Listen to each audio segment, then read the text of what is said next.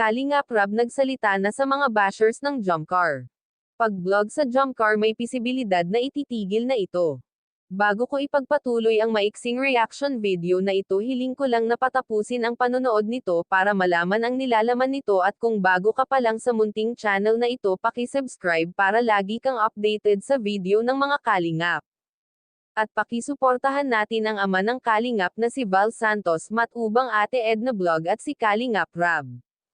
Isang mapagpalang araw sa inyong lahat mga Kalingap, at shoutout nga pala sa patuloy na sumusuporta sa aking YouTube channel, lalong-lalo na sa mga viewers natin na walang sawang nanonood at sumusuporta. Salamat.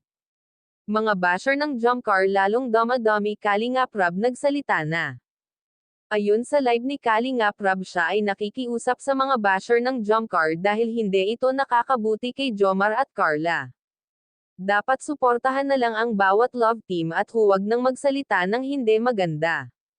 Dahil hindi daw ito nakakabuti sa Jumcar, dahil pag ito daw nagtuloy-tuloy na pangbabash sa Jumcar ay baka mapilitan si Kalingap Rab na itigil ang pag-vlog sa Jumcar.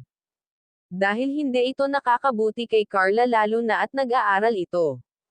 Lalo naman kay Jomar na naapektuhan sa mga sinasabi ng basher.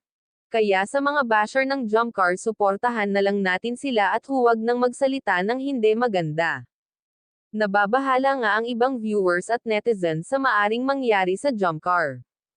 Dahil dito sa serye na ito ay natatanggal ang stress nila, at kahit nga may mga edad na ay kinikilig pag napapanood ang Jumcar, kung tuluyan ngang itigil ang pag-vlog kay Carla ay marami ang malulungkot, lalong-lalo nang ang supporters ng Jumcar. Ang pakiusap lang ni Kalingap Rab na huwag magbitaw na nakakasakit ng kalooban dahil ang kawawa dito si Carla at Jomar. Hanggang dito na lang ang update ko mga Kalingap, maraming salamat at God bless sa inyong lahat.